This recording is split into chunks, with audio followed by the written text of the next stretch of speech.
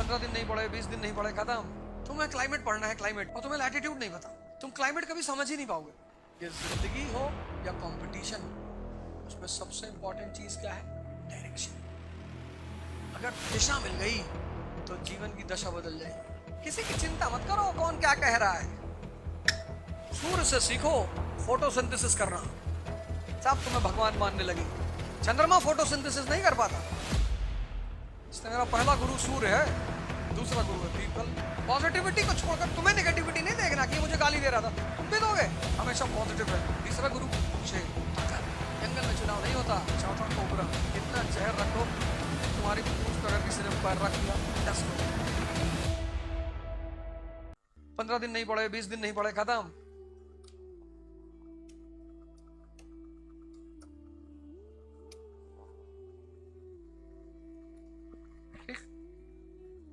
कोई सवाल है तो बताओ।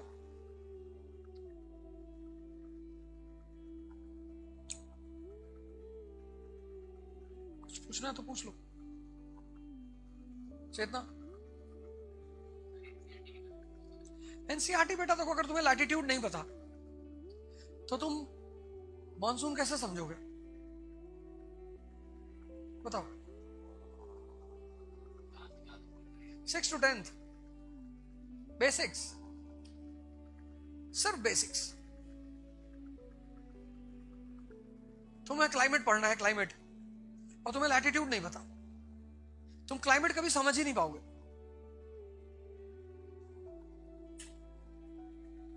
तो जैसे बिल्डिंग बनाने के लिए फाउंडेशन बनानी पड़ती है, ऐसे हम में से बहुत सारे लोग ह्यूमैनिटीज पढ़ते नहीं 10th के बाद, और 10th तक कायदे से पढ़ाया नहीं जाता। तो इकोनॉमी क्यों पढ़नी चाहिए?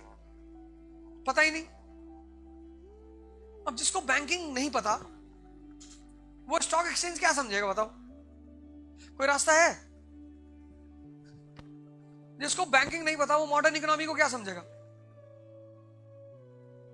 आज तुम देखो बहुत सारे लोग भारत में रिलैक्स हैं, डेली खबर आ रही है, डेली आज इतने लाख डूब गया, आज इतने लाख करोड़ डूब गया, आज इतने लाख करोड़। तुम जनता के चेहरे पे टेंशन देख रहे हो? नहीं, ये डिस्कस कर रही है। औरंगजेब ठीक आदमी नहीं था, मर गया भैया 1707 में, गया। नहीं, तब पर भी ठीक आदमी नहीं था। लो, वो बेचारा एक IIT का पढ़ा हुआ लड़का है, उसको डेली पकड़े रहते हैं।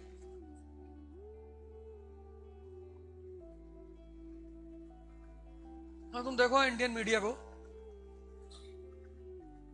उसको डेली लाके स्टूडियो में बैठा देते हैं। आज IT पापा ने ये कहा, आज IT पापा ने ये कहा।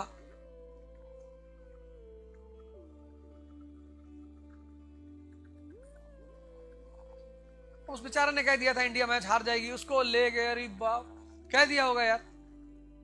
वो कौन सा इतना इंडिया का जिम्मेदार नागरिक है कि वो कुछ कह देगा तो उस पर हम बहस करेंगे बैठ के? मेंबर ऑफ पार्लियामेंट है, फॉरेन मिनिस्टर है, प्राइम मिनिस्टर है, क्या है वो जो उसकी स्टेटमेंट को आप इतना वो कर रहे हो? इनको टाइम काटना है, इनको इशू, मेन इशू पे बात ही नहीं करनी।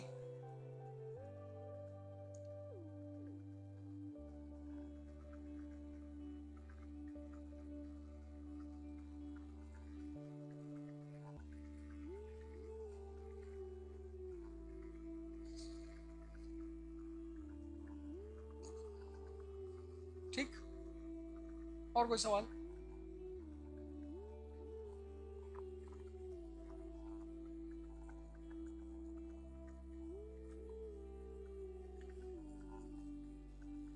चले यार, शाम को लोनावाला से गुजरते हुए बड़ा अच्छा लगता है।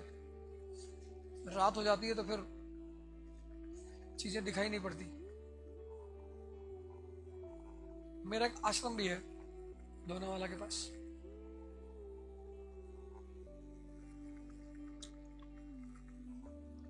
तुम लोगों को मौका लगे तो वहां जाया करो, मैं तुम्हें एड्रेस दे दूंगा। उस साइड अगर जाते हो, आयुर्वेदिक दवाएं वहां पे आचार्य वीरेंद्र है, मतलब उनसे मिलने जाया करो, आचार्य वीरेंद्र से। चेहरा देखोगे ना तुम्हें लगेगा 3-4 हजार वोल्ट का बल्ब लगा हुआ है, वाट का। आचार्य वीरेंद्र सिंपल से हंसमुख आदमी।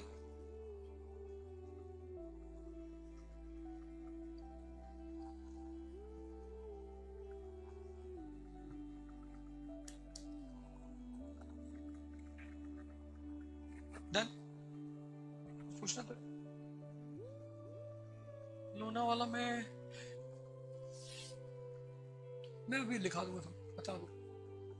पर वहां पे इतनी अच्छी अच्छी आयुर्वेदिक दवाएं मिलती हैं, बहुत शानदार, मतलब बहुत। वो लोग अपना खुद का च्यवनप्राश बनाते हैं, च्यवनप्राश खाया करो, क्योंकि इस वक्त एडल्टरेशन चीजों में इतना ज्यादा है। च्यवनप्राश को तो तुम अपनी डाइट बना लो। 1970s में सुबह चाय बनती थी घर में, मुझे याद है, तुमने तो नहीं देखा होगा। काढ़ा बनता था, चाय वाय किसी घर में नहीं बनती थी, उसमें गुड़ पड़ता था। हर घर में तुलसी लगी हुई थी, चाहे हिंदू का घर हो चाहे मुसलमान का घर हो। उसके 4 पत्ती तुलसी के तोड़ के उसमें डाले आते थे, काली मिर्च डाली आती थी, इतना बड़ा गिलास होता था, उसमें आधा भर के दिया था, तो पीते थे सब धीरे धीरे बैठ के। किसी कोई बीमारी होती नहीं थी।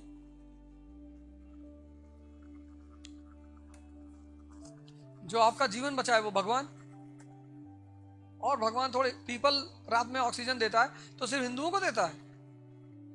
मुसलमान बगल से गुजरेगा तो कहता है नहीं नहीं नहीं, सलमान खान जा रहा है, इसको मत देना। बताओ, अगर मैं रात में पीपल पेड़ के नीचे बैठूंगा तो मुझे ऑक्सीजन मिलेगी, और सलमान खान बैठेगा तो नहीं मिलेगी। पीपल कहेगा स्टॉप, वो तो उसको भी देगा। तो अगर मैं एक लोटा जल चढ़ा देता हूं पीपल पे, तो सलमान खान चढ़ा देगा तो क्या फर्क पड़ जाएगा? अगर वो जो मुझे ऑक्सीजन दे रहा है, मैं अगर उसको एज अ ग्रेटिट्यूड एक पानी चढ़ा दिया उसको, तो सलमान खान भी चढ़ा देगा। नहीं, अरब में नहीं चढ़ाते, वहां है ही नहीं, वहां कैसे चढ़ाएगा? अरब में कहां जाके पीपल ढूंढेगा कोई सलमान खान? कि इंडिया में चढ़ा रहे थे, जद्दा में तो है नहीं, अब जद्दा में कहां जाके पीपल ढूंढोगा बताओ? जहां नहीं है वहां कैसे चढ़ाएगा? वहां मार्च के महीने में कोई फसल होती है? अरब में डेजर्ट है वो, वहां कौन होली खेलेगा? बालू उठा उठा के मारेंगे एक दूसरे को। और किस बात की होली? वहां किस बात की होली? डेजर्ट में किस बात की होली? रमजान चल रहा है, सबके लिए है। अब मैंने तुम्हें बताया रमजान के बाद, अभी वो क्या नाम है उसका, वो जो जापानीज साइंटिस्ट है ऑटोफैगी, ये ऑटोफैगी, ये एक जापान का साइंटिस्ट है, डॉक्टर है, ओशिनारा कुछ नाम है उसका। उसने कहा ऑटोफैगी, जापानीज, उसने कहा ऑटोफैगी में 16 घंटे की फास्टिंग करो, 16 घंटे की फास्टिंग करो, तुम्हें दुनिया में कोई बीमारी नहीं होगी। लोग बड़ी तारीफ कर रहे हैं लोग इसको। यही बात रमजान भी तो कह रहा है, यही तो वो भी कह रहा है कि 14 घंटे की फास्टिंग करो, 12 घंटे में तुम्हारे सारे खराब सेल्स को बॉडी के स्ट्रॉन्ग सेल्स मार डालेंगे। लेकिन रिलीजियसली करो, इबादत की तरह करो। कि नहीं रात भर बिरयानी खाए, फिर सुबह 4 बजे सहरी किए, फिर 2 बजे तक सोए, ये नहीं है रमजान, वो इबादत है। यही कॉन्सेप्ट हिंदुओं में है, नवरात्र, वहां भी तो फास्टिंग है, पर तुम 4 किलो आलू भुनवा लेते हो देसी घी में। सुबह 4 किलो आलू भून लिए देसी घी में, दोपहर में 3 किलो फल खा लिए, शाम को जूस, रात में ड्राई फ्रूट। करो कमजोरी महसूस हो रहा है, और क्या किसी का जिंदगी खा लोगे? फिर हिंदुओं में एक है एकादशी, महीने में 2 बार होती है, उसमें भी निराजल एकादशी होती है, बिना पानी के 24 घंटे व्रत रहना पड़ता है। ये सब बड़ी साइंटिफिक, मतलब आज डॉक्टर ऑटोफैगी कह रहा है तो तुमको बड़ा अच्छा लग रहा है, और जब रिलीजन कह रहा है तब सुपरस्टिशन है, ये सुपरस्टिशन है। कितना नोबल कॉन्सेप्ट है ये। अब तुम रमजान रह लो, एकादशी रह लो, नवरात्र रह लो, तुम स्वस्थ रहोगे।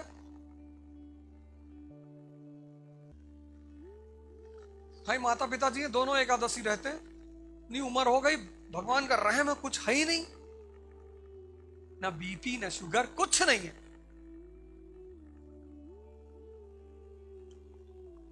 और सिर्फ यही कॉन्सेप्ट है ऑटोफैगी वाला। कितनी प्यारी चीज है रिलीजन।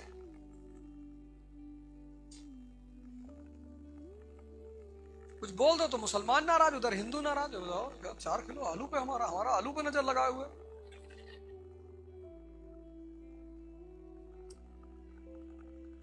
वो मुसलमान मुंबई में मोहम्मद अली रोड पर रात भर टहल रहा है, कीमा दे दो, बिरयानी दे दो, फलाना दे दो। जब दिन भर मोहम्मद, रात भर मोहम्मद अली रोड पे ही घूमना है तो 16 घंटे की फास्टिंग कहां हुई? 14 घंटे की। जब रात भर खा रहे हो, इसलिए रमजान में खजूर है, पूरी डाइट है उसमें।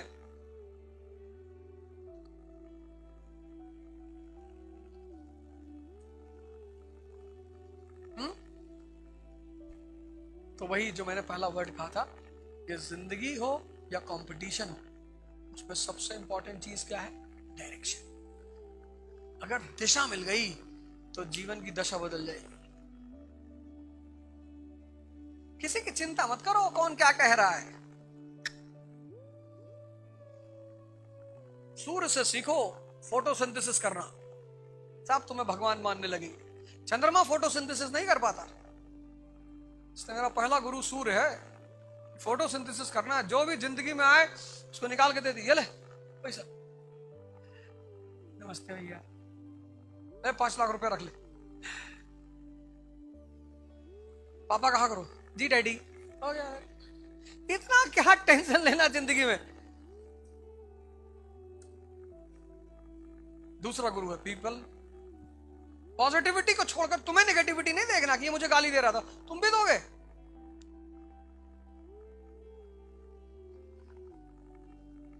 हाँ, कभी मूड कर गया दे दिया, अलग बात। एक सांस में 3-4 लाख गाली दे दिए, सामने वाला मर गया। चीजें जानना बहुत जरूरी है। ऐसा नहीं कि तुम दे ही नहीं पाते। हाँ, सामने कोई चैलेंज कर दे कि तुम्हारी हिम्मत है, तुम जानते नहीं गाली क्या होती, तुमने 4 मिनट में 2 लाख गाली दे दी, मर गया, सुना ही नहीं था इस तरह का गाली। हमेशा पॉजिटिव रहना। तीसरा गुरु शेर, ताकत।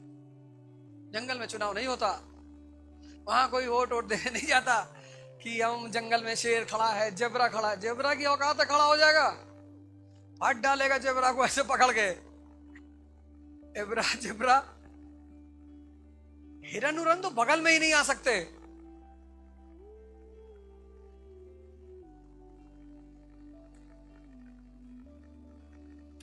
चौथा कोबरा, इतना जहर रखो कि तुम्हारी पूंछ पे अगर किसी ने पैर रख दिया, डस लो, मस्त रहो।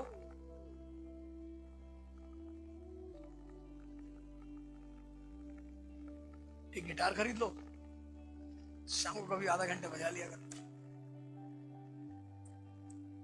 कोई एक म्यूजिकल इंस्ट्रूमेंट सीखो बजाना, बहुत मजा आता है। ढोल बजाना सीख लिए,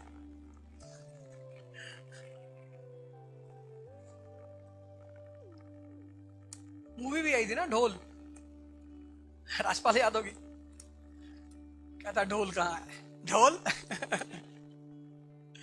शानदार मूवी।